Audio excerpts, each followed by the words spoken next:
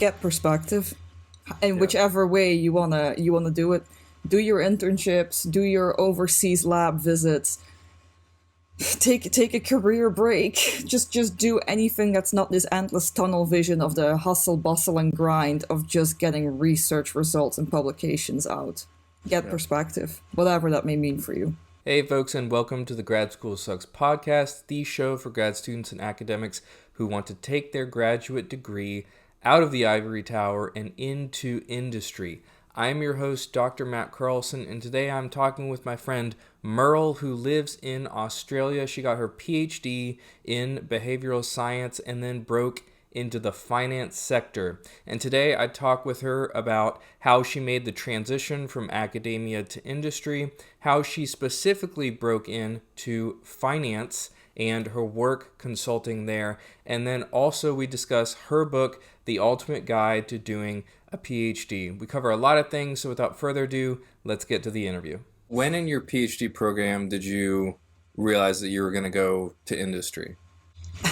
So I think that for most people, there's going to be a couple turning points where I think first you have to admit to yourself that there is a problem.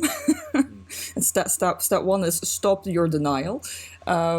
I think the second step is then figuring out what the problem is. And then I think from there on, as soon as you realize that it might be that you're just not a great fit for academia, or academia is not a great fit for you, however you want to phrase that, then I think the realization can start to seep in that academia just isn't for you. Industry might be for you, because not everyone goes into industry either, right? Obviously, depending on your definition of industry, but I know loads of people who go into policy, governance, nonprofits.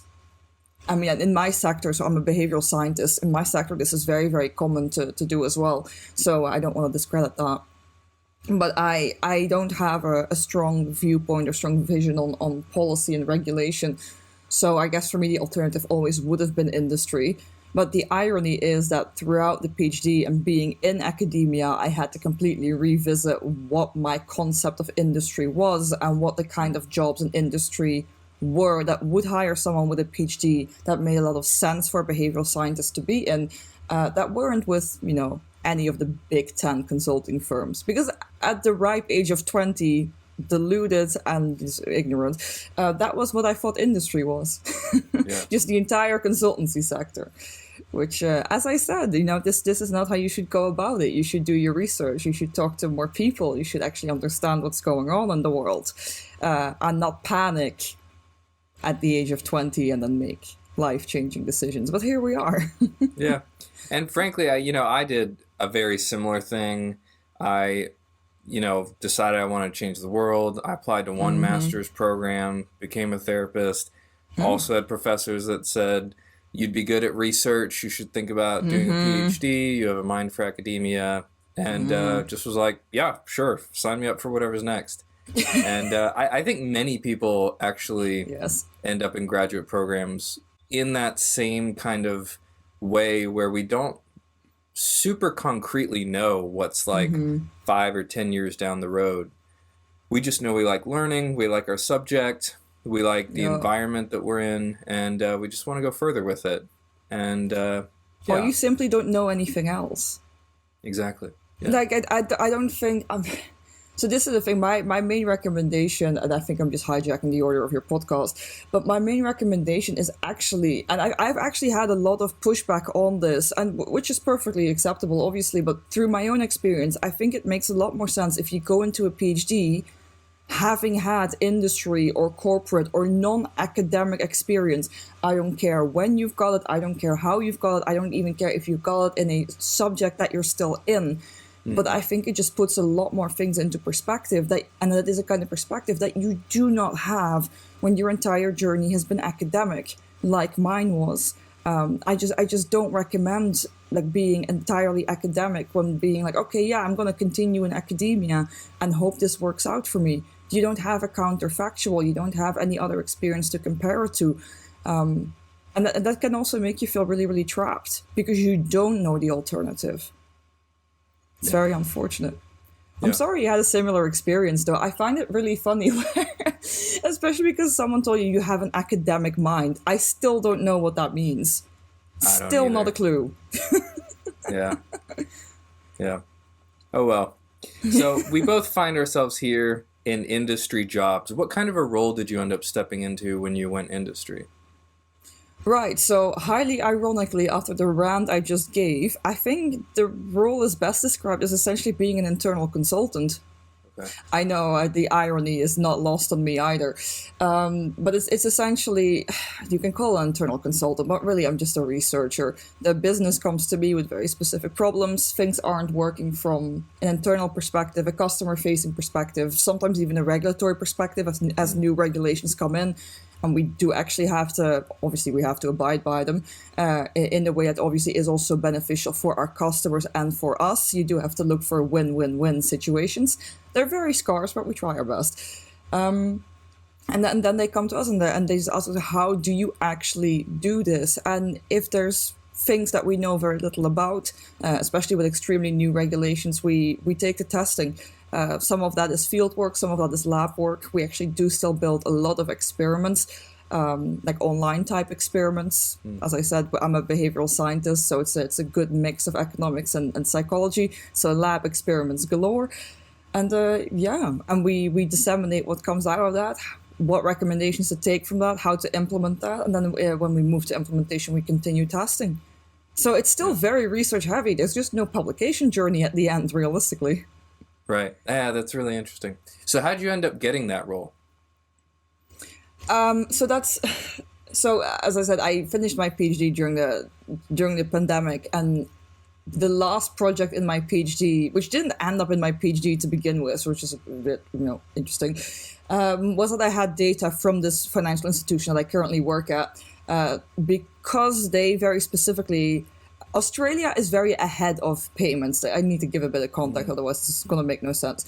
So Australia had a lot of the payment technologies already enabled. So I think they were one of the first in the world to actually properly do Google Pay, Android Pay, Apple Pay, the whole rigmarole. But that wasn't a countrywide decision to make. That was actually a financial institution choice to make. So the financial institution I currently work for was very late to the game with actively switching on Apple Pay. This has a variety of reasons. Let's not get into them now. But they switched this on. And then when they switched it on, I started getting the data. So I could see how people spent their money before having Apple Pay activated and after. Because there's a large literature saying that this is going to make a difference. And it does. So I had this data. I was going through the motions of disentangling this effect. And then essentially my PhD was running its course. My friend who was still working in this institution at the time was like, hey, as a result of the pandemic, she was based, or she grew up in New York herself. She was like, listen, I'm moving back home. I know roles are going to be available, her role included. We're going to be hiring for multiple roles. I know you want to leave academia. I think you should apply. And I told her, because she was in a managerial function, she was leading a team. I was like, listen, I don't have any experience leading a team. She's like, it doesn't matter, just apply to the role. And even if you fail, at least the team knows you by this stage. They have a better idea of who you are, and they know that you actively want to move. So I did exactly as she told me. She is actually filled with a lot of wisdom. I can't imagine her ever doing a PhD. I think she might be too smart for that. So I applied to the job, and as that team already knew me, I think it was a relatively easy interview process, to be very honest. I mean, you're sitting opposite people who are asking you questions about behavioral science, and they know that you know the answer. So it was a very, it seemed more like a bunch of friendly, very informal chats about behavioral science, where you had to give a presentation or you had to design an intervention or whatever. But it was very friendly. It was very cozy almost. And in the end, I mean, as predicted by myself, I didn't get the managerial job because I at the time didn't have any managerial experience. But they were like, listen, we want to hire you anyway, just you're not going to manage a team, you'll just manage projects and do research. I'm like, excellent, sounds good to me. And then as soon as Australia opened up after the pandemic, I skedaddled off to Sydney. So that is from January last year. Yeah. So there you go. Easy does it. That's So great. that's my journey in. So I recommend for anyone who's doing a PhD, try to get data from industry and then just slowly wiggle your way in. Yeah, and this is not the first story that I've heard where someone got a great industry job by having a relationship with that Yeah. employer while they were a grad student, whether that was a data collection project or someone did their dissertation with the data, another person, a lot of people have done internships during their Yeah. graduate programs, which I find really interesting. And I think that speaks to if you have that like long-term view of, Yeah. maybe academia won't work out. I'm going to maybe end up in the industry. Might as well start like sowing some seeds for the future. For folks listening who have the time before they go on the market, I think that's a great takeaway Absolutely. to think about.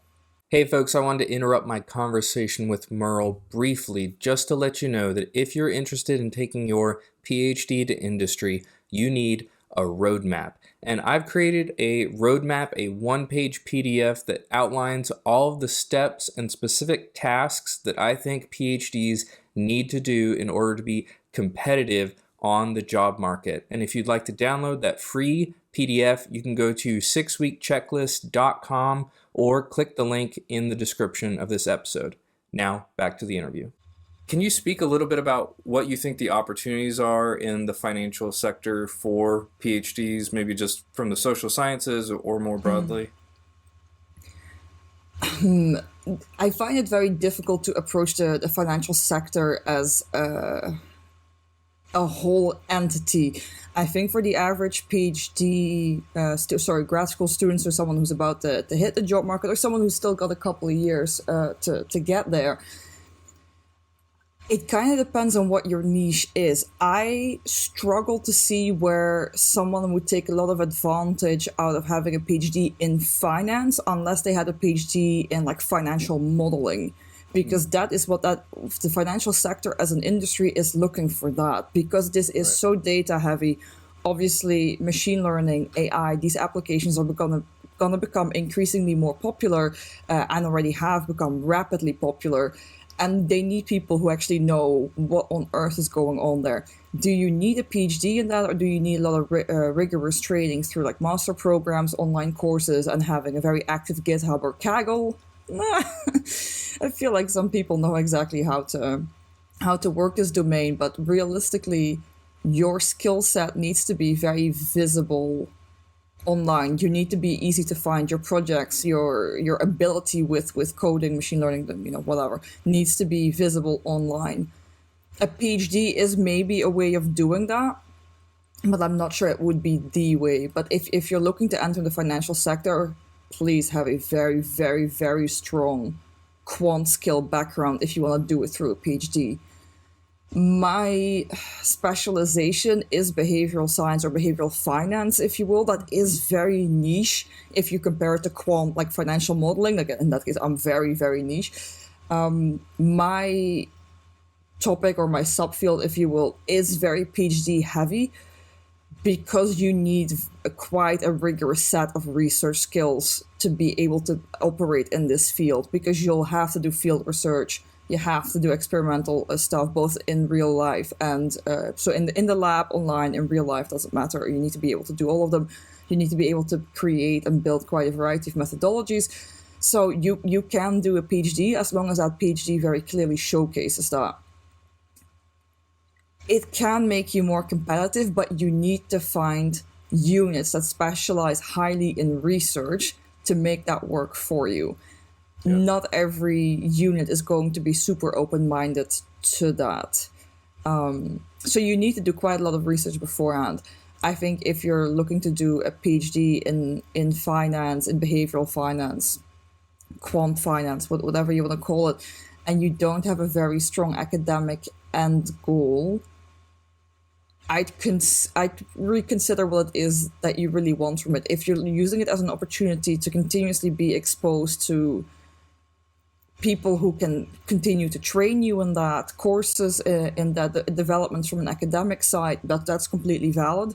I'm not sure it's the way I would necessarily go.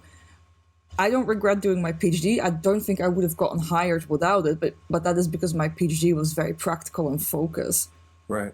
So that's another recommendation then. So focus Yeah. something on which is currently really going in the field. So something Yeah. very innovative, I suppose. Yeah. So I want to change gears for a second. So you wrote a book. I did. Is it the ultimate guide to doing a PhD? It is, yeah. It is. Yeah. So Grad school is very American. PhD is very European. I'm giving my heritage away in the title already. oh, really? Okay. So Yeah. what was the incentive, or what inspired you to write the book? So I have to take that a couple steps back as well. So I started blogging. I know I'm such a boomer. It is what it is. I think as soon as the first year of my PhD ended, or I was in the summer of my first year, moving to my second year of the PhD, and I started blogging because I was actually really disappointed with how little you wrote in the PhD, and I really, really like to write. A PhD, as I'm sure many people are aware, is you write one thing, it gets critiqued to shreds, and then it's just editing and editing. It's mind-numbing. I don't like editing, but I love writing. So I was really disappointed with that. And the other thing, and this is a critique that academia has had to withstand for the past 50 years, and it's really not going well, is just this very ivory tower, interesting results or applies results or any kind of results. They don't trickle down. They're hidden behind paywalls and journals, and they are not accessible by any means to anyone who could actually benefit from them. So I got a bit annoyed, so I started blogging about anything I found in my research, anything I found in behavioral economics, behavioral science, behavioral finance, insert some kind of behavioral here. And, I really, really enjoyed that. And then I started thinking, because most of my friends and family who weren't doing a PhD, but were actually really quite struggling to understand what it was. So I wrote about that. I wrote about my experiences from applying to supervisor selection to mental health struggles, and there were many, I'm afraid. And they were very, very popular. Like all the stuff on behavioral finance I wrote is also very popular, so I'm very thankful for a great audience.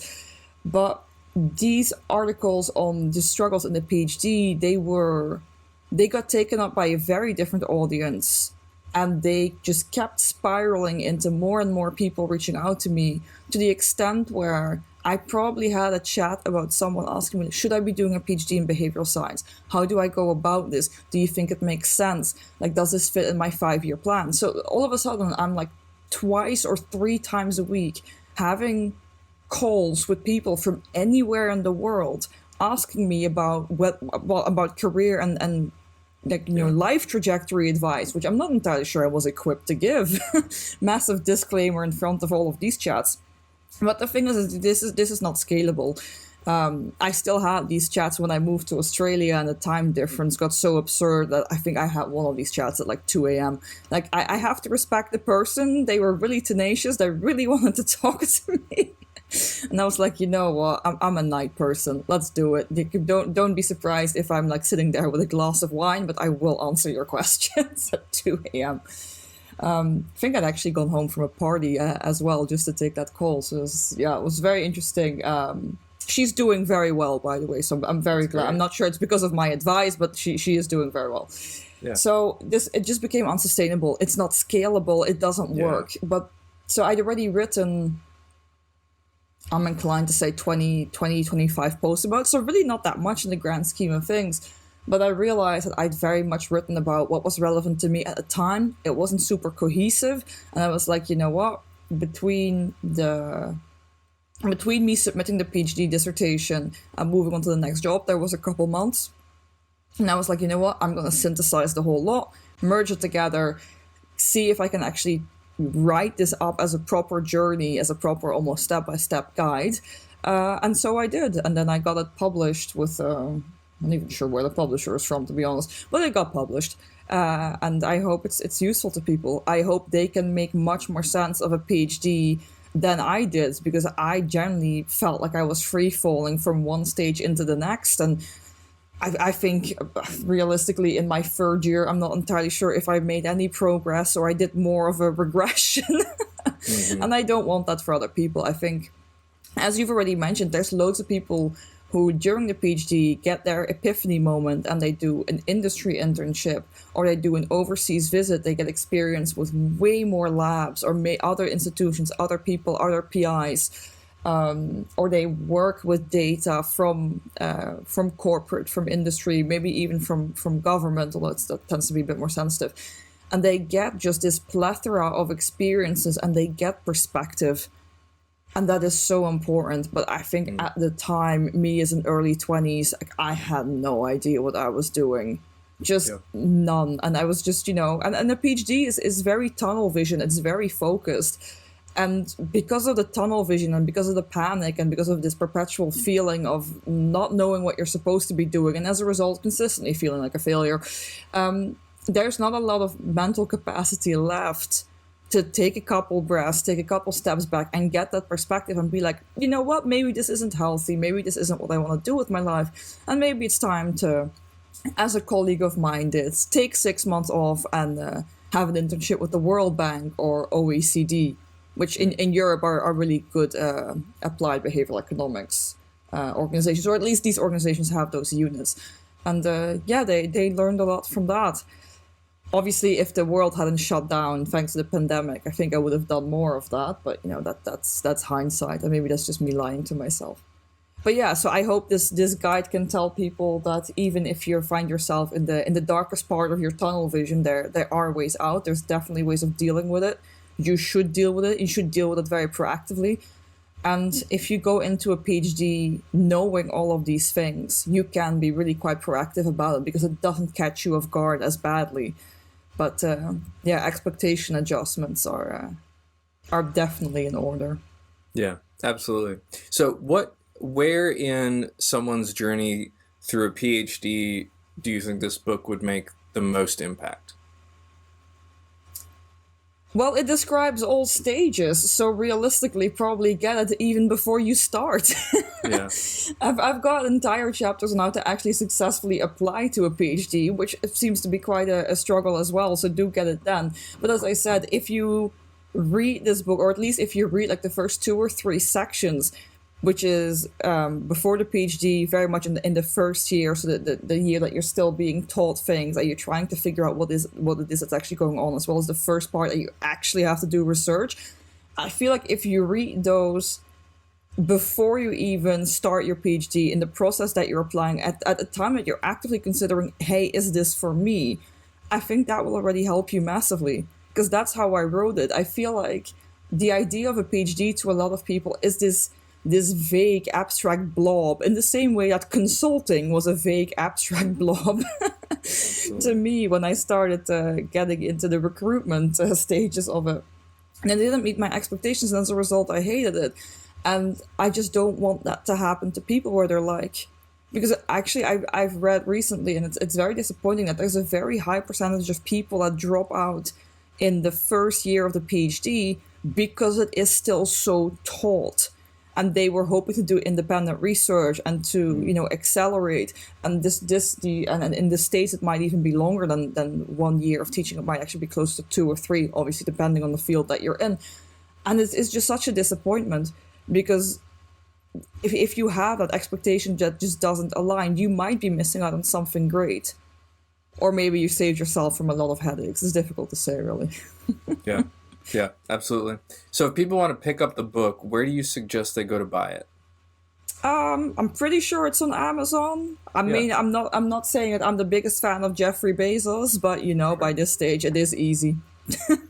Let's just make life easy for ourselves, which is how he became a billionaire after all, right? It's not a bad strategy. Yeah. What do you foresee in the future for someone who's getting into, let's say, they're in your field, they're focused more on the finance sector. What are the career paths that they can kind of look out and see into the future? What are some possibilities?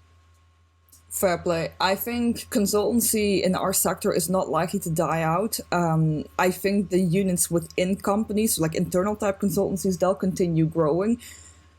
But that is a kind of like a who knows who kind of game. Especially as what I've recently noticed is that people kind of jump between the financial institutions that they're in, and you tend to, once you're in that pool, great, and you can kind of keep circling in that pool, hopefully circle upwards, you know. The other thing, which even these consultancies and other kinds of companies will have to start hiring, is people with specializations in behavioral data science and behavioral AI. I'm not saying that if you don't have any quant skills, you're completely unemployable. Like if you cap out at analytics, that is completely fine. If you prefer to, you know, be on the consultancy side, be on the research design, the methodology side, that is completely valid, and like you're still gonna get hired. It's just if you want to be in the area that has the most rapid growth, and that's still very much in infancy, so you can make the most impact the quickest, I'd probably move towards behavioral data science and behavioral AI. So you have a strong background in quant skills that even if all of behavioral science completely collapses, you still have a very strong skill set that you just take to the next sector. So you're very employable. And I personally find behavioral AI very interesting. Don't have the skill set yet, but I'll be working on it. Absolutely. So for folks who want to follow along with your journey and consume some more of your content, where do you suggest they look to follow you? I think the easiest way to follow me is actually on LinkedIn. Like I used to be Twitter, but quite frankly, I mean, we all know what happened to Twitter, or X or whatever it's currently called. I mean, it's my X favorite app, so I presume it was very aptly named. And then the blog is just called Money on the Mind. So you can find me and my ramblings about behavioral finance and academia now on there as well. Yeah, I've got the blog pulled up. Who does your blog, what kind of readership does your blog target? Well, it's surprisingly a lot of Americans, which as a European I always find very funny. It's like, oh, it found its way to the States, so there we go. So as I mentioned, I did the blog because I want to break down like really academic, really complicated concepts so anyone can apply them and anyone can understand what's going on. So I don't think I'm being read by the most academic of people, because I'm sure they just read the journals. But I think I have an audience ranging from behavioral enthusiasts to people with like years and decades of experience in the behavioral domain, and just seeing what's going on in the behavioral finance domain. So it's a very varied readership. I think the limits on, or the spread or the variance on terms of levels of education, age, where they are from in the world is actually really quite varied. So I'm actually really pleased with that. I'm getting a very varied and broad audience, which makes me happy. It's good for the field. Yeah, that's great. Well, I'll have links to your book, your LinkedIn, and the blog in the description of this episode. So if folks are listening, they can scroll down on YouTube or on the podcast and get links to those three things. Merle, did we cover everything that you wanted to talk about today? I'm curious to hear from my end. No, but I'm very curious because you've interviewed so many people. I'm then very curious to learn, what is your number one piece of advice for someone who's already in grad school to make the most of it? I think I think now where I am in life is I'm stuck in the, what do you do after grad school? And so that's what I think about. And I think the most impactful thing you can do is to network.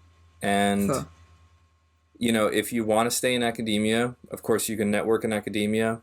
But I think if even there's like a 30% chance or a 50% chance that you're going to go to industry, I think you start making those connections early. Because the worst thing you can do is to need a job in 6 weeks, and that's when you start networking. And that just doesn't work. You need a network 6 to 12 months before you're going to start asking people for things. And so I think that's the thing that I impress on people the most when I meet with them right now. So how do you go about networking? Because I've gone about a variety of ways. And the blog is actually has always been a core part of that, because it makes me very easy to find. I also drop everything I've ever done on SSRN, which actually gets you quite a lot of media attention, assuming that your topic is remotely interesting. But then, so I push out content and then people come to me. I'm not even sure if that's just networking or just screaming into the void, and sometimes the void screams back. But so what are your tips for networking then? Come on, teach me. I clearly still need help. Well, so I'll divide maybe networking into two topics. One is like, when you don't know anything about industry and you want to network for a future job, I think the easiest thing to do is reach out to upperclassmen who've already gone into industry, maybe people who were in their 5th year when you were in your 1st year, and they're the easiest people to get who will say yes to speaking with you. Of course. And I think once you get them, the easiest question at the end is, do you know 2 or 3 other people who you think I should talk to? And then it just grows from there. And really, if you do that a couple times, you'll have more than enough spider web connections kind of shooting out. So I think that's probably where I would start. I think if you don't even have that, getting on LinkedIn and searching PhD in, for me, it's human development and family science, and just see who pops up, scroll through profiles. And, for folks like you, the way I network with them is I have them on the podcast, and, we share like conversations as content creators. And I think that's like kind of another, I don't know, a different kind of networking that most people probably won't do, and they probably don't need to do. But I think being active on, frankly, LinkedIn is the place where everybody hangs out. So I think being active on that, even just in the comments of people's posts, that's gotten me connections to cool people. So I frankly find that PhDs are really willing to chat. Definitely. More so than non-PhDs, because we get the journey, we get what you're having to go through. That is very fair. I mean, I feel like in that regard, I've gotten a bit... Behavioral science is a very... I want to say open field, but I don't think open is the right word for it. I think it might actually be like a very cliquey field, but that's doesn't sound good at all. But it's like in behavioral science, you're never more than 2 degrees removed from anyone. It's not possible because the field. I mean, 20 years ago, this field was like niche. So like it's growing and it's growing greatly, but like anyone in your direct circle will have a tie to like a major behavioral scientist. Yeah. So that makes it very, very easy. This field isn't very difficult to network in or to get to know like major players in. I feel like if you approach this from like all of finance, for example, that's much more difficult. So much more difficult. Sure. So yeah. Sometimes I guess you get lucky with a very niche field. Yep. I think so too. Well, Merle, it's been great talking with you. For folks listening, check out the book, LinkedIn, check out our blog. I'll have links to all 3 of those things. I have one last question for you. For grad students who are listening, what is one thing you think that grad students should consider doing before they graduate? It can be something fun or it can be something serious. Just one thing to do.